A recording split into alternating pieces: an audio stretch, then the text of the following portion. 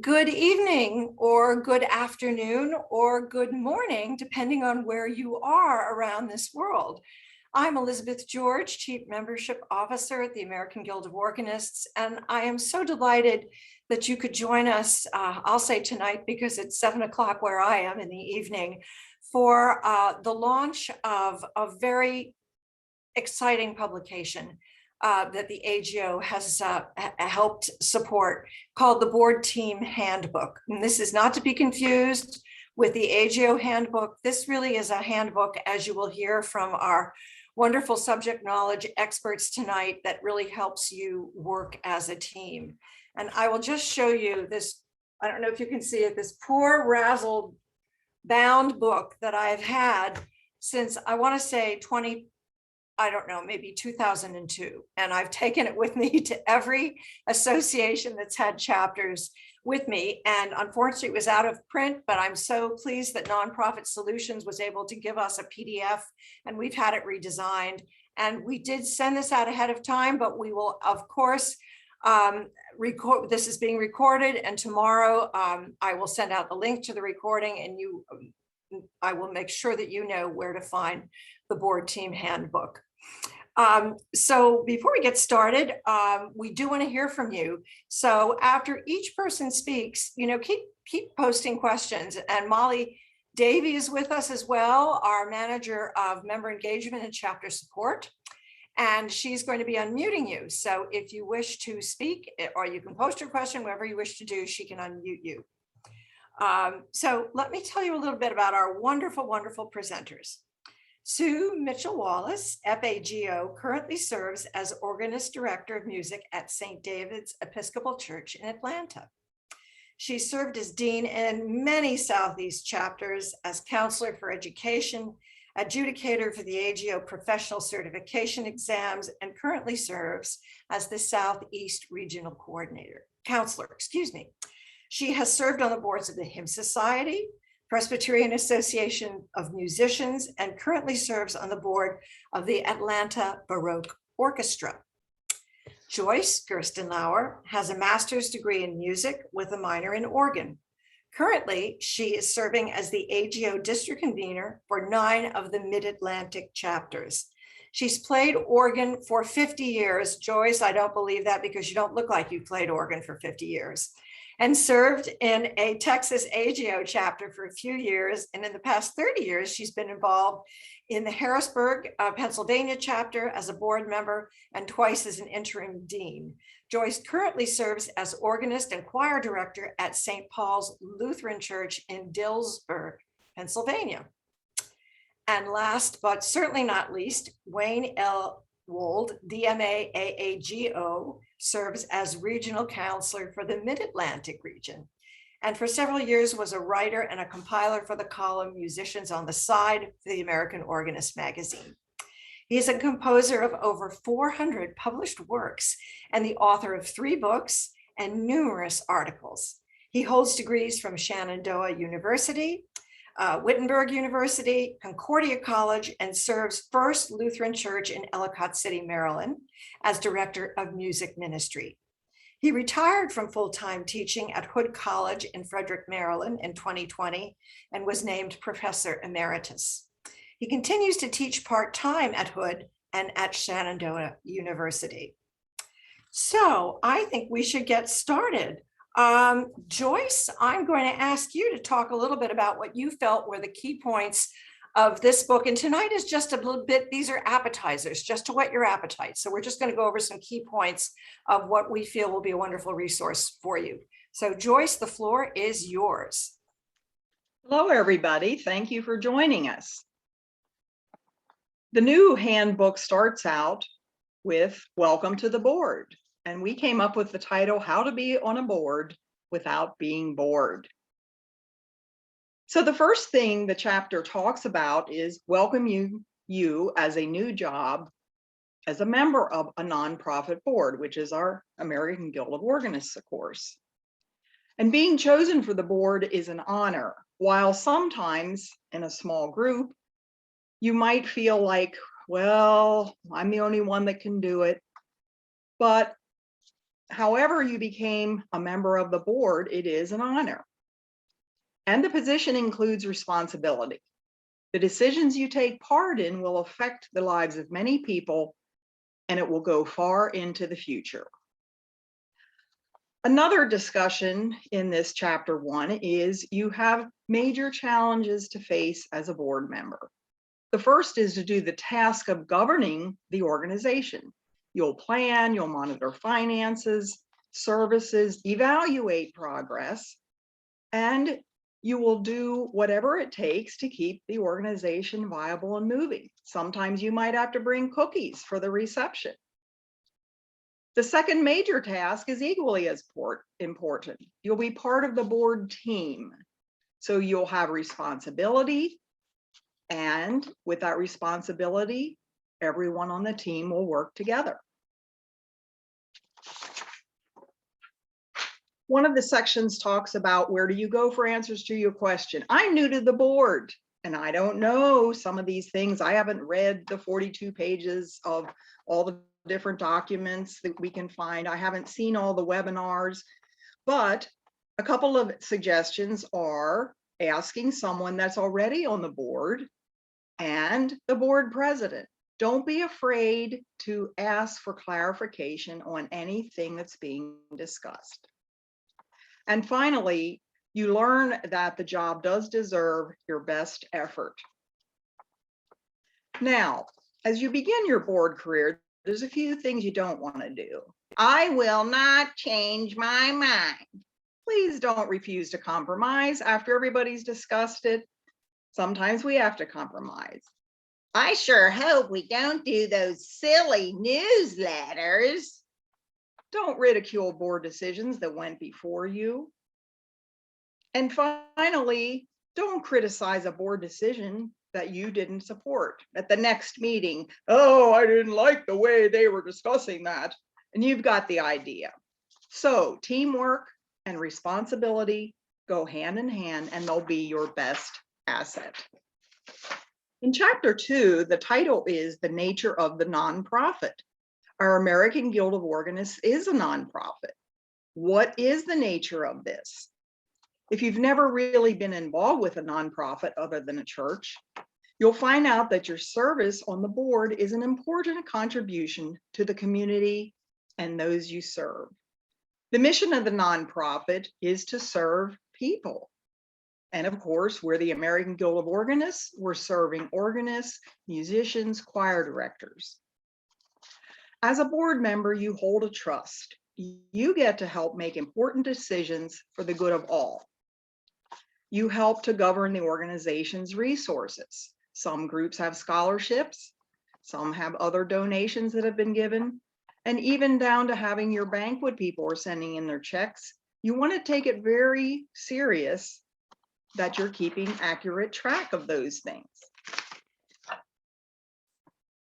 Also in chapter 2, it talks about how as a board member, you can't make decisions based on your personal direction or your personal interests or other interests. I heard that so-and-so did this, but you must always make decisions based on what is best for those you serve, thinking about your AGO chapter and the AGO at large.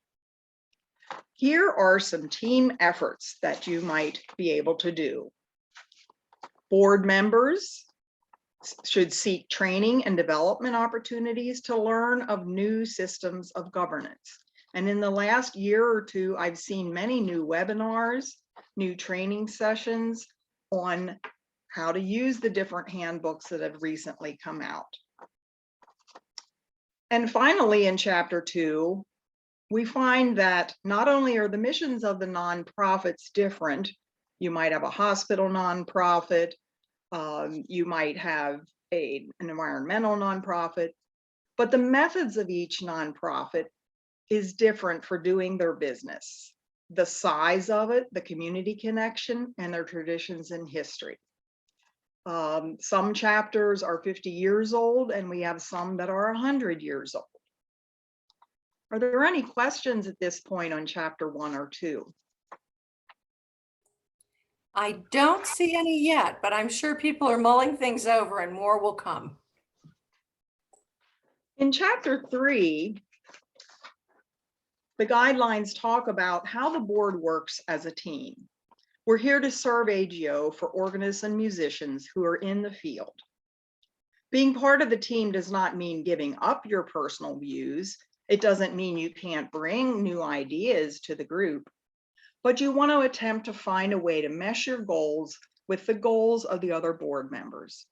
It also means forming new team goals to which all board members subscribe. Only the team has the power and authority to act. Individual board members can exercise authority by making decisions together.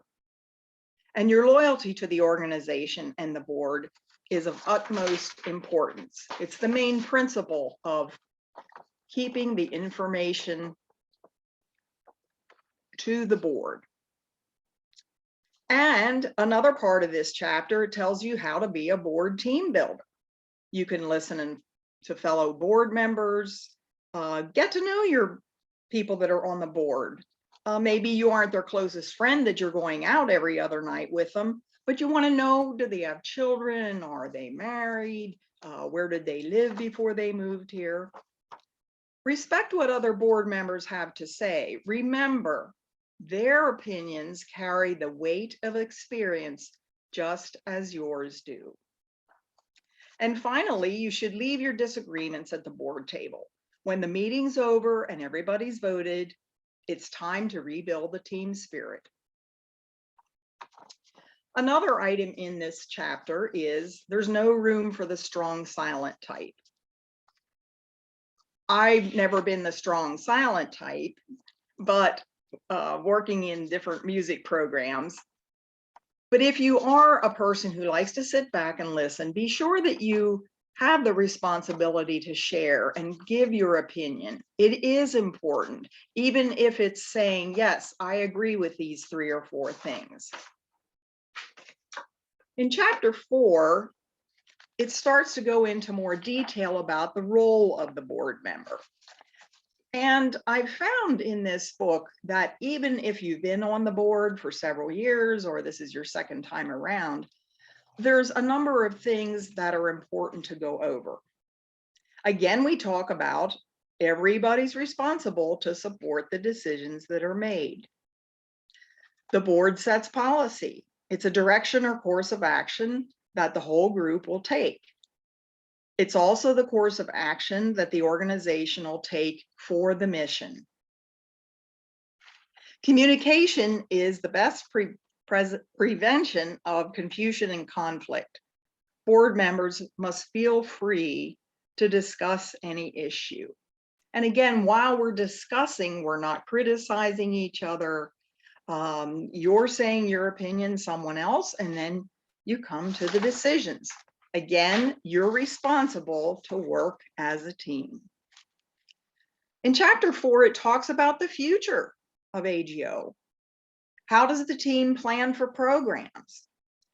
You want to have planning that is a team effort, and it includes board members and maybe others who can be a good resource. There's nothing wrong with bringing a special speaker or presenter into the board meeting if you're deciding to have a gala presentation or coordinate with a local community for a special event. Now, this sounds funny. You need a plan for planning, but it's true. When you're working with a group, with a board, you have your officers and you have your members, and everybody's doing something different, but you want to decide how you're going to approach planning for your goals. And you need good information. Gathering and disseminating information ahead of time always helps people to plan. And in this chapter, it talks about having a mission statement. And with AGO, we all follow the National AGO mission statement. In the statement, at some point, you may add something that is true to your area or to the history of your chapter too. Later on, the chapter talks about the basic elements of a good long-range plan. doability, flexibility, measurability, accountability, and vision. The board has stretched their imagination and considered every option for making the mission work. Is it doable? Can we measure it? Can we find accountability? And then if we want to get our strategic plan rolling, they have 10 steps for you to follow, and I'm not going to go over them all, but very important is a timeline. If you want to do an event in a year or a year and a half and have a special program, you have to figure out what needs to be done now, 4 months from now, 6 months now, and the final product. Along with that, you have to have proper financing. We don't want to plan an event and not be able to pay the people that are involved or pay for the cookies, or at least know 20 people are going to donate a dozen or whatever it might be. And then along each milestone, you want to be celebrating. Okay, we had a great presentation. It was wonderful. And finally, in the chapter, it talks about monitoring and evaluating. This is a responsibility of the board to monitor the strategic plan. Maybe some things didn't go well, and you monitor, you measure, and you say, okay, well, we tried it this year, but we're not going to do that again. And other things that went exceptionally well, keep it in, plan it for next year. Another area of concern is that board members are advocates for the organization. You are the one that is at a meeting of your Christian Ed committee at your church, and they're talking about organizing something with music, and you can bring up, well, I know there's this great program that AGO has, or there's a webinar. Maybe the worship and music committee should watch one of our webinars on planning music. You are the advocate of saying AGO has these planned supports. Finally, in chapter 4, are you wearing the right hat? Well, I guess I should have brought my hats tonight. I love hats. There's two things. The first hat is being the official board member, what goes on in those meetings. And secondly, it's your volunteer hat. So while you're in the board, you're discussing the different things that have to be discussed, the finances, etc. But when you go to an event, okay, we're having a recital with our members, and you're sitting there, you are a volunteer, you're a member like everyone else. So you're not on the board. You, of course, don't want to share things that were discussed there. And you're the volunteer at that point. Finally, at a concert or group meeting, you're an AGO member and participant first. Are there any questions on the first 4 chapters? Just a little information about them. I don't see any, so they may just be taking this all in and absorbing all of this good information. I love the examples that you used. I'm definitely not the strong silent type, as just any staff member would probably tell you. But you know, there's that fine line. And if you respectfully disagree, it's okay to respectfully disagree. But when the board comes to a decision, it comes to a decision. So anyway, I am going to turn the floor over now to Sue Mitchell-Wallace, who's going to talk a little bit about managing conflict on the team, something that I know has never happened at your chapter. Sue. Well, I made some slides because sometimes conflict can make us a little uncomfortable. And I thought maybe if we had something to visualize and look at, it might make some of the comments go down a little bit easier. I'm going to paraphrase Maya Angelou and say, people may not remember exactly what you said, but they'll always remember how you made them feel. So choosing words carefully is very important. And another favorite image that I like to carry with me sometimes going into chapter situations or meetings even that don't have to do with AGO. I happen to love pearls, and we wouldn't have pearls if an oyster weren't aggravated by a grain of sand.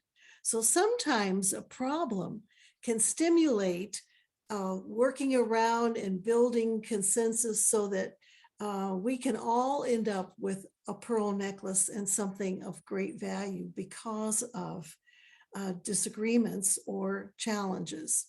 So I don't know if you can see this slide or not, but we do have this white space in here, and that's what I'm going to be talking about tonight, this white space. So do you want to go for a lose-lose, or do you want to go for a win-win?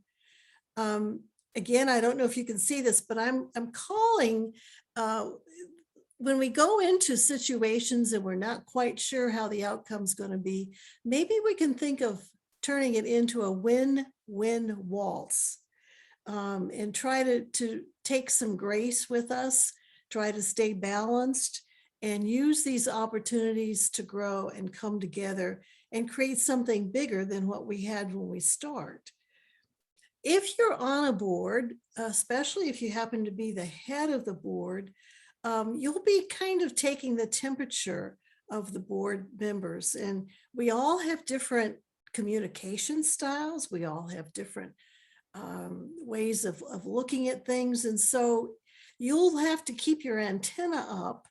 And if you see something in the early stages of the board's meetings, it's best to address potential tensions early on, before a lot of time is spent digging holes that you don't need to dig. So you always are looking, as we are as musicians, looking for ways to turn dissonance into consonants. Going back again to the dance image, you want to bring people together, have them share their thoughts, try to find ways that people can move and merge together. Again, as musicians, you want to try to stay in the major keys, and always have respect, always be civil. Most importantly, listen carefully. Don't be thinking ahead of what you want to say without hearing what others are saying. And last but not least, as Maya Angelou suggested, be very clear and careful with the words that you choose. We've all been at crossroads like this, sometimes with our jobs, sometimes in friendships, and sometimes serving on boards. And sometimes to cool emotions, you might need to have a little mediation. You know, there are lots of minuses floating around, and we have discovered some new ones during this time of the pandemic. But one of my favorite quotes is, letting God's perpendicular come down and make plus signs out of life's minuses. And so whatever minus you have, it is an opportunity to make a plus sign. And I think that's a good model to remember. One of the other things that I have found in working on boards and in being a third ear and listening to various chapters is how important it is to remember to keep the issue as the issue, and don't talk about people who may have different opinions, because once you start talking about people and your feelings, you get into some territory that you probably should not have gone into. And some things are said that can be very hurtful. And make sure, again, that your syntax is very clear. For instance, you might suspect that a person is being intrusive when really the responsibilities in the job description was not clear for her, and she was trying to understand what the problem needed to be, or what the solving of that problem needed to be. We have sometimes confusion for new board members. Maybe there's not a clear division of what committee is supposed to do what for a special event. Maybe a person isn't forthcoming as you hoped that they would be with the responsibility that you gave them. Maybe you can offer ideas to help speed things up. We've all been on seesaws in our lives with boards, and I kind of liked this image because it's really important to have a well-balanced committee. You're going to have some people who have stronger financial backgrounds. You're going to have some people who have better marketing backgrounds. You're going to have some people who have the Robert's Rules of Order completely memorized. And you're going to have some people that just fly off and say the first thing that comes into their mind without preparing people or themselves. So it's really good to have a well-balanced board and a well-balanced protocol for the way that you handle meetings. One of the most helpful things that I have found from serving on boards is to have an agenda packet with reports sent out at least a week before the meeting. Because being on a board is not a full-time job. We all have other jobs and other responsibilities. And yet, when you show up at the board meeting, you need to be well informed so that you can be a good contributor. So sending out these agendas and allowing people to have time to ask questions and do some of their own preparation is very helpful. This is one of my favorite slides because when people are donating their time and their time is valuable and precious, do your meetings start on time? Do they end on time? Do you have a consent agenda so that a lot of the busy work that has to be done by the board can be done with a good economy of time? And do your meetings go more than 2 hours? We can't avoid conflict because everybody has opinions and ideas and experiences, but conflict that is careful, respectful, civil is very helpful. And look at this wonderful game of chess. Working with people is a great opportunity to learn and expand. But when conflict moves into the area of careless language, high emotions, or disrespect, this is a sad situation that can often alienate people. And life is too short to alienate people, especially when we're trying to share the gift of music in the community and inspire young organists and support churches during these difficult times. Anything that can be done to circumvent careless language or disrespect is really, really important. And I think if you have a strongly held opinion, you are welcome to that. And if compromise does not completely capture what your opinion is, that doesn't mean that you're defeated. Compromise is a very important element in working together on a board or in any other situation. You know, we have to have some freedom along with the idea that we are a team. We have to have some freedom. And we don't want to be shackled by hurt feelings or differences of opinion as you move through to other business on the board. Let it go. Rise above it. I think this picture of this building is a good symbol that you have to be built on a solid foundation, but you have many different aspects, many different views, and you still have to respect that solid foundation. And I think a very important thing is something that Joyce mentioned earlier. Board business sometimes covers areas that should not be public business. And so it's not good even to, if you have a difference of opinion, to go to members who are not on the board and convey your disfavor with certain things. The goodwill of your organization, of your chapter, of your community is so valuable and so precious, and you don't want anything to erode that. We know how hockey players can go after one another. And so I thought this was a good image to remind people what the core values are, and to come together for camaraderie and for respect, and to not dwell on past events, but take each meeting as a new opportunity.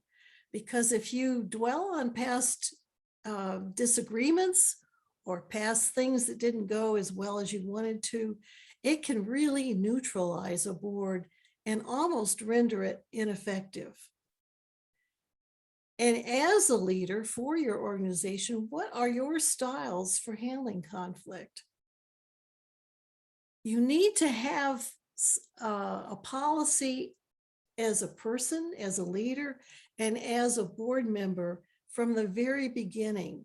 Because if you start a pattern that is not working for the best results for everybody concerned, it either becomes, it can become a dissolution rather than a solution. And so setting your standards early on, it's like that morning sunrise with a cup of coffee, get things off to a good footing. You might guess red is some of the things that might remind you of the stop sign. You might want to put your hand up in front of your face and say, no, I don't think I want to act like that. And then look at the green and see ways that you can have your opinion shared and valued, but not be controlling. And all of these came from this wonderful new board handbook. So I show them to you because when you get your own copy, if you haven't already had time to look at it, you'll see how specific and how helpful it is. And here's another page with a lot of solutions to possible problems, not that you'll have them.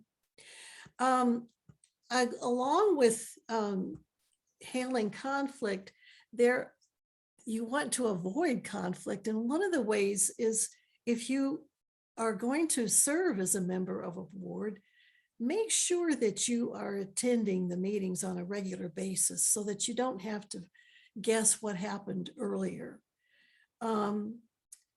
It's very important, the third item here, to have a protocol for how you handle meetings so that it's orderly and clear, and there aren't conversations going on that so people cannot hear and listen and decide and think carefully. Because it's really important when you make your decisions, when you're dealing with other people's money and community interest and community programs, it's really important to make wise and good decisions. And it's really important to do your homework.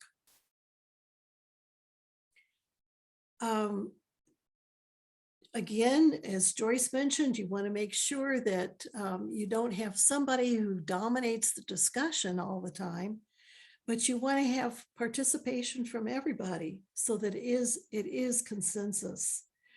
And I can't say enough times, stay focused on issues, not personalities.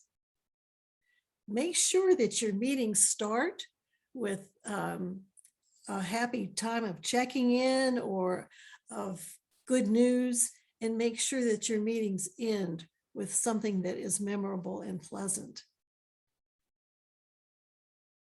What we're doing is not just for the now, it's to honor what our founders brought to the table for American Guild of Organists, and it's to perpetuate that into the future.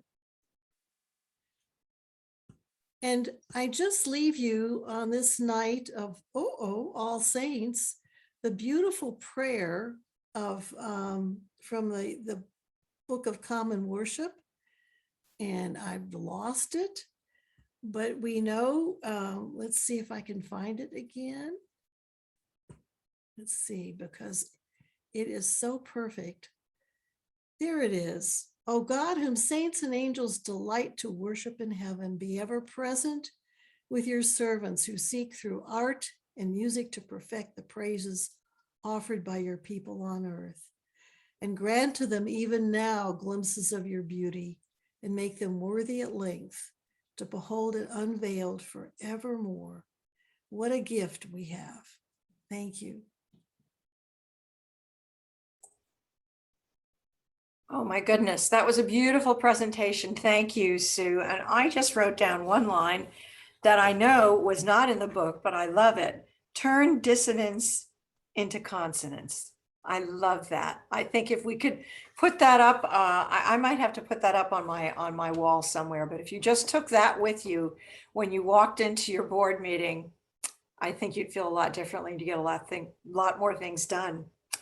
All right, well, Wayne, it is your turn. So I'm going to mute myself and give you the floor. There may have been a question. Yeah, there was a question. Raised hand. I'm sorry. Let me see. I see one chat, but that, okay. Oh, do we have any raised hands? Molly, I don't see anything. Do you?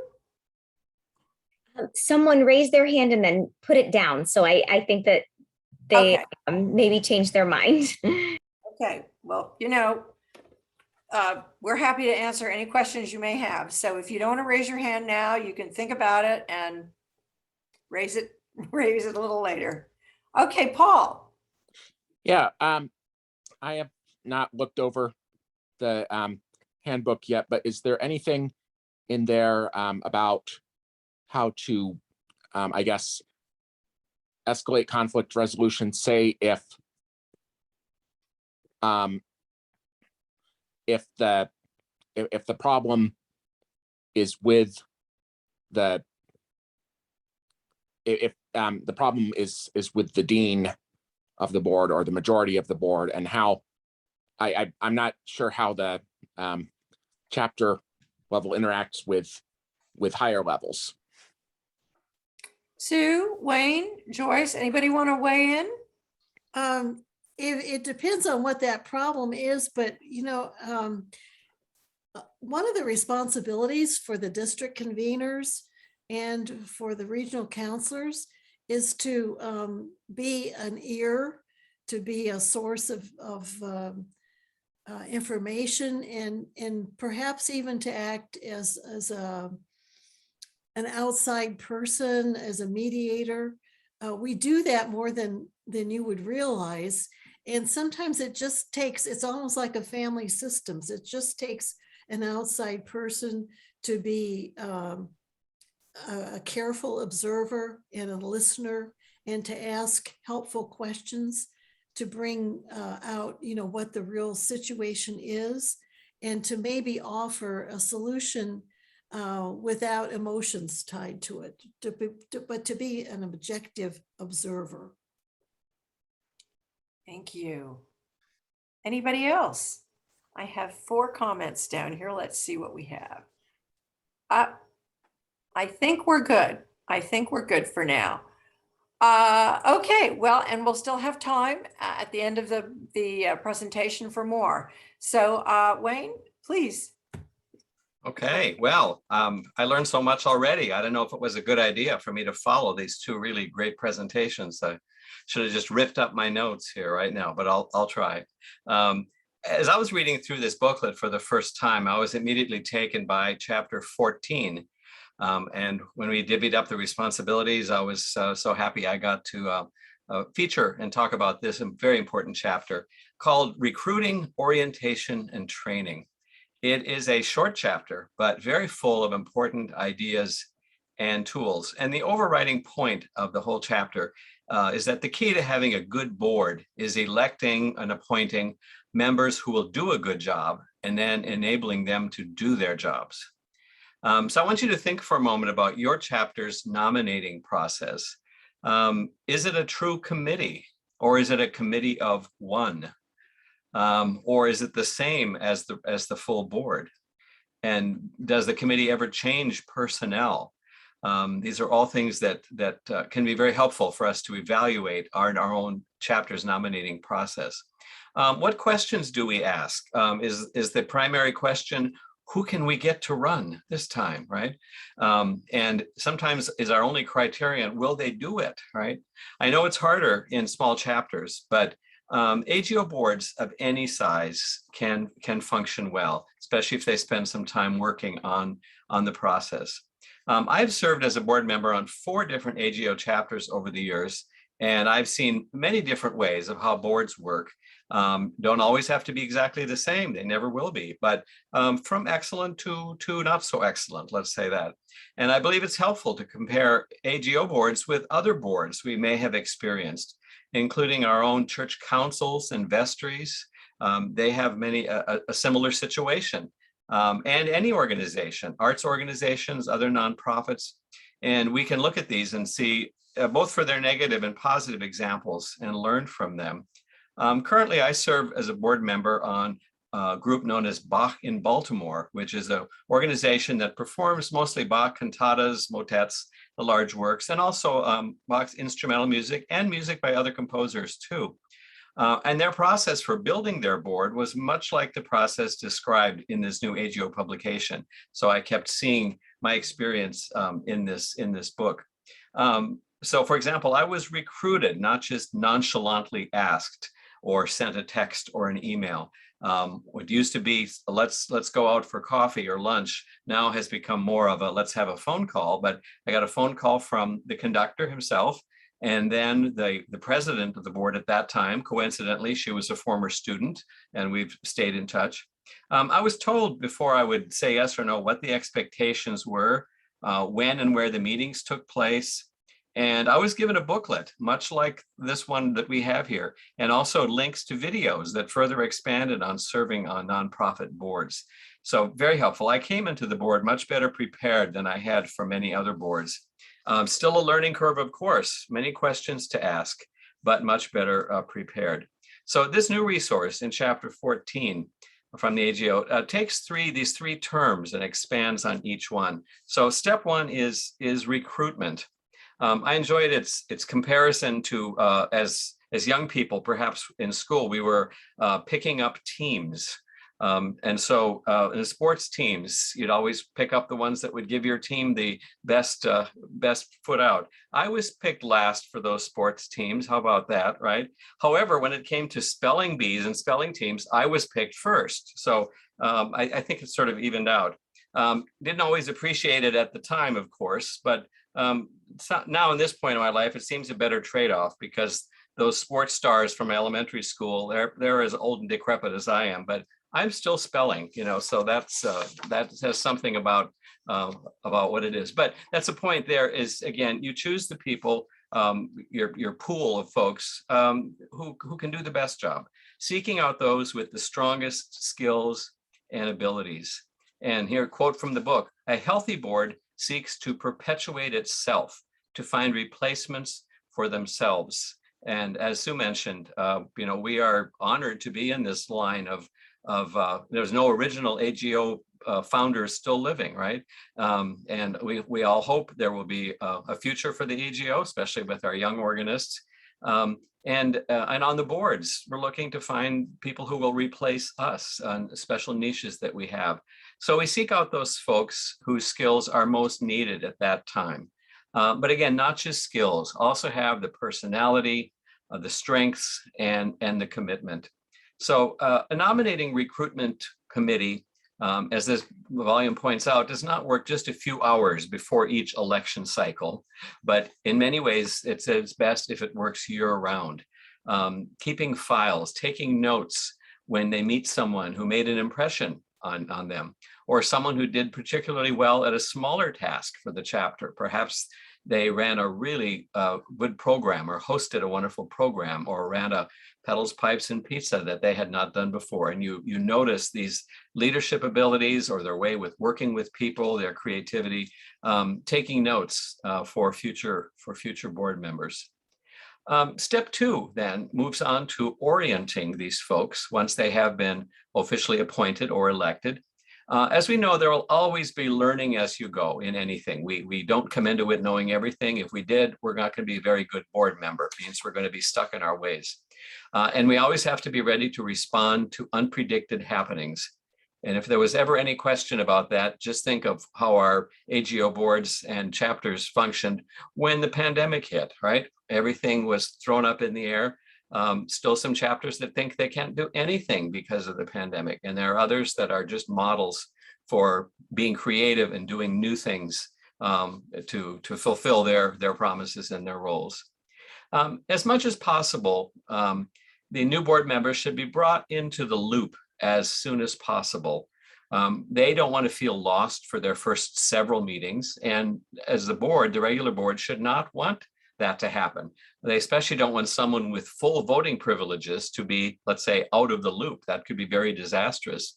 And it's helpful here if there are complete records and minutes from previous meetings, and even notebooks that can be handed off to new members saying, here, learn this, or here's some things that your predecessors have done in the past. So part of orienting new members is learning then the inside language.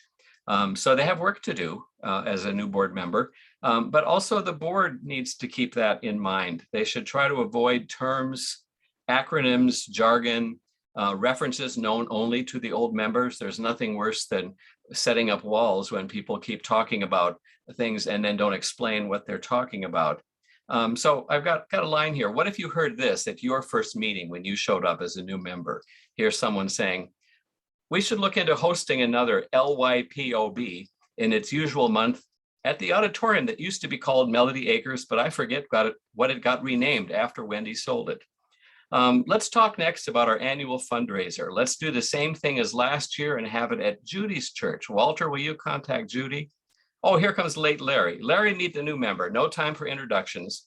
We can chat later if there's time for our usual nightcap at the old favorite watering hole. So unless you knew who Judy and Walter and what the favorite watering hole is and what is the word LYPOB stand for, you're going to be totally lost. So people like me, again, I'm not the strong silent type either. I would usually raise my hand and just say, please explain what's going on. But not all board members are willing to do that.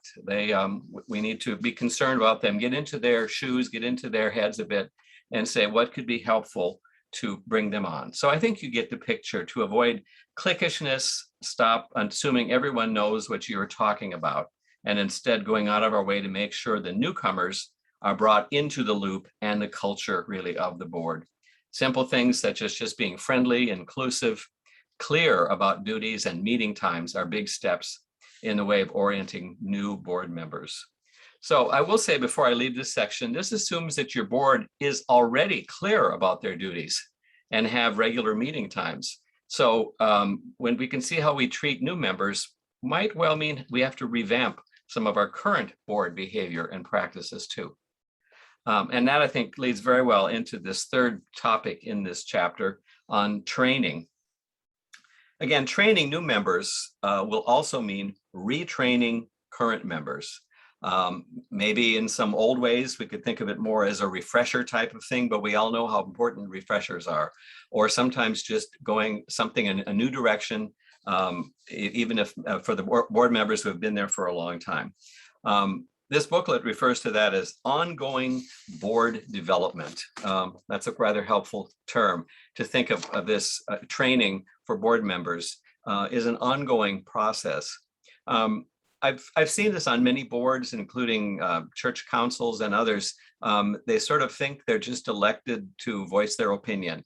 And to me, it always comes along with responsibility. You have the responsibility then for the people that you're representing to learn and to get the broader perspective so that you really are reflecting something important for the sake of the members. This resource then also suggests that every board meeting involves some sort of training, or at least a reminder of our duties and of each other's, so we are well-rounded in our knowledge of the board and its duties. when I came onto the board or different AGO boards that I've been on and others, I always make sure I'm not the one in charge of the spreadsheets, other than maybe a treasurer's report if I just had to say what's in the checking account, what we spent that month. That's definitely not my area of interest or expertise, and much of it remains a mystery. But I've had to learn more about that in order to make decisions on voting on a budget, for example, or single line items. So that's been a growing edge for me on many of the boards where I've been. So thank goodness we have others for whom that's just their second nature to do that. I would suggest then, if we're talking about this ongoing board development, using this very booklet and chapter by chapter to discuss, perhaps saying, okay, at our next board meeting, we're going to build into the schedule, the format for the night, discussion of chapter 10, for example. So please read it ahead of time, make some notes, come in with that. And I think it could be very, very helpful, that continuing reminder, refresher, learning new things about our own roles and the roles of others on the board. So I think that's a very good use of this book, not only to read through for people on the board on their own or for new people, but to use it as really a working document. So we know that the health and future of each chapter depends on the current board, which is an unbroken chain to all future boards. This booklet suggests renaming the nominating committee the Board Development Committee. So instead of having a nominating committee, it really is about developing that board. Again, making sure, oh, we just need 3 names to put on the ballot. Well, maybe you need to say, do we really need somebody who has experience with scheduling concerts or contacting artist management agencies, or someone who, again, someone leaving the board really had a flair for working with the numbers, and that's a niche we need to fill. So the Board Development Committee, making sure it's kept building, and that's why it's often can be seen as a year-round task. The job description then of this nominating committee or the Board Development Committee, it suggests, would be designing then a plan for recruiting top quality board members, ensuring then that all new board members get a good orientation and copies of all necessary materials to help them build a clear picture of the organization. And then lastly, facilitating ongoing training for all board members. It covers all of that in just a mere 3 pages in this booklet. And the 4th page is a sample form for evaluating and scoring potential board members. That's something, again, as Joyce and Sue both talked about, keeping forms like that private and within the confines of the committee. When you're rating people, we're saying, oh, so-and-so is a 10. Well, we have to be careful about language about that, but we might come up with a list of saying, this is a potential board member for this very reason. And maybe we have 2 that are very close in that category, but to have that a sample form for evaluating. But just like a good form asks us things that we maybe wouldn't have thought of before. I found a lot of times nominating committees just go for, oh yeah, that person did it before, or oh yeah, they're a good musician and stuff. So, I like them, they're always happy, so let's put them on the board. Well, good attributes, but this form can help you dig a little bit deeper. So conclusion again of this very short chapter with so much in it. I have to think, is this all too out of reach for your chapter? We have very few chapters that are the size that you can sift through all the membership and come up with perhaps 3 very fine potential candidates for every single slot in there. But maybe some of us were still stuck with the who can we get to take this office mentality. But if our pools are rather small to draw from, we still can use all these things for board developing then. And many times in these small chapters where people have more than one responsibility, actually, sometimes those are the ones that work the most at developing these board members. So even if our chapters don't have the luxury of a long list of potential board members, we can use this booklet's ideas for invigorating our board and continuing to improve what we can be done. And again, to quote Sue, it's a win-win situation, because we know that active creative boards make for healthy, happy board members and healthy chapters. And in the end, happy, healthy chapter members for the ongoing of each individual and for the organization as a whole. So again, as you can tell, I'm very fond of this chapter and all that's in it. So I hope you will appreciate it, enjoy it, and in.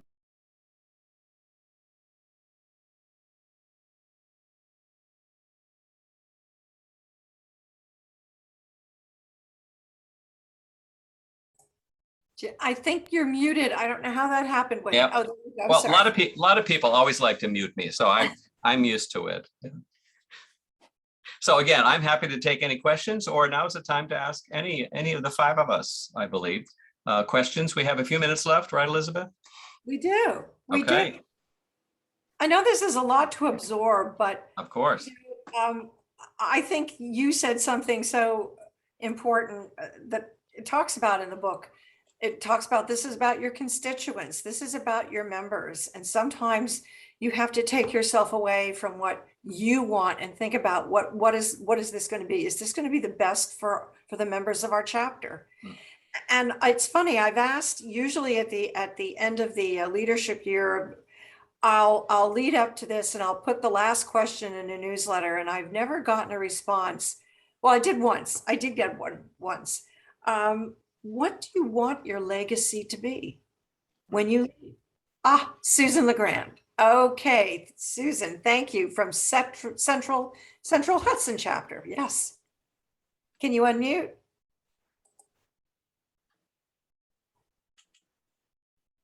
Okay, there you go. You have the microphone. You should be able to hear me. Can you hear me? Yes. Yep. Okay. My question has to do with what if the handbook covers what a board is supposed to do if a board member turns out to be totally unsuitable. We had this happen a few years ago, not currently, but a few years ago, where we elected people that we thought were going to be very valuable members, only to discover that they did not come to any meetings. And after several months of this, we finally said, you come to this meeting next time, or at least respond, or we're going to have to replace you. And that's what we did. We had to replace that person. But is that covered in the handbook? Well, I think it is, because it sets up the expectations. You have to be very clear about what the responsibilities are. And the other thing too, is you could create some policies. Boards can create their own policies. So for example, if this person didn't show up for 5 or 6 meetings, then you certainly do have the right to say, it's obvious that you're busy. This may not be a priority for you. So perhaps you would like to step down because we don't feel you have the time to commit to serve our members and to serve this chapter. Anybody else have any other ideas? Sue? I think it's good when you approach someone to consider putting their name forward as a member of the board, to let them know how often there are meetings and usually when they're scheduled and what some of the responsibilities are, so they have an idea. They may not have been aware of what the expectations were before they said they'd be willing to be on the board. Good point. Good point. I'm curious. I wonder if when people send out nominations for this officer or that officer's position, do they really go into what here are the responsibilities that for our chapter? And I mean, you don't want to scare someone off, but at the same time, here are the expectations. And we have a question here. Mark Downey, you just put what did you chat? You put something in the chat box? Okay. The Fox Valley chapter has an operating procedure booklet. I'd be happy to share this with others. Wonderful. Wonderful. Thank you. I was going to say the same thing. I know I've seen many operating procedures in chapters that have something like that, but I like the way Elizabeth phrased it. You go to them first and say, is there something wrong? that we can do to help bring you back, because we need you, but we need this position. So to handle it pastorally and friendly, of course, is very good. But if you have the operating procedures to back you up, all the better. Good point. Good point. I think the new handbook, the new handbook, it has a number of chapters, and to me, it should be on everybody's shelf, but particularly your officers and board, so that when something does come up, whether it's a conflict or whether it's deciding how you're going to market something, you can go to chapter 4 or chapter 6 or 8. There are many good ideas in here. So it might not be that, you look at the booklet and go, oh, wow, it's so many chapters, but there really is good advice on what to do with it. And again, as someone said, district conveners were kind of new. We've only been around 2 years, and regional counselors can help and come in. We're ready to, whether it's on a Zoom or go in person to a chapter, to help out with something, positive things too. So call us. Thank you. Wayne, I know you wanted to comment. Well, I was going to say the mention of in our booklet, using this booklet, as a study guide, and to go through it. If you entered into the chapter about conflict before there were any conflicts, how much better that is than having to turn to it while there is one or after something has started. So in many ways, the board then would sort of be ahead of the game, let's say, in case conflict came up, or even the person that decides to sort of drop out and not fulfill their duties, they would know already, because you have gone over it in some of your board meetings, sort of what to expect. So that's, again, another good reason for studying it just as a document Good ahead point. of time. Good point. So I had said Ludo had signed up. Ludo is with our European chapter. And he said he's looking forward to reading the operating procedures. Please distribute a link. We will send it out. Ludo, kudos to you, because if I look at my time correctly, it must be 1 a.m. there. I'm totally impressed that you stayed up for this. So God bless you. And it's great to see your comments and have you with us. Any other questions as we come to the end of this presentation? We could go on. There's so many great conversations that we could have, and we want to continue. We want to do some separate webinars, because I think there's so many good chapters that that you could take just and cover one topic for a whole webinar. So that will be something that we will be thinking about. And I do want to thank again Wayne and Joyce and Sue for taking time tonight and Molly to really share what I think is going to help every chapter, every officer feel more comfortable about what they're doing, and be able to get out of that uncomfortable zone, so that you can respectfully disagree with someone, but be able to move on. And that's just one of the many points in the book.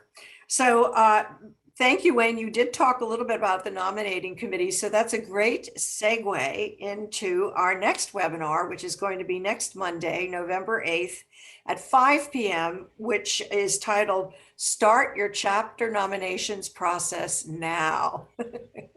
So it does make sense from what everything Wayne talked about in that chapter, that, this has got to be an ongoing process throughout the year. And this is going to be presented by the Committee on Membership Development and Chapter Support. And Eric Burke from our own office is going to be on it. So we hope you'll be able to join us. So thank you again, Sue Mitchell-Wallace. Thank you, Joyce Gerstenlauer. Thank you, Wayne Wold. Thank you, everyone, for staying up and attending this webinar. And we will send out all of the links tomorrow along with the recording. So everybody stay safe and be well, and we'll see you soon. Take care.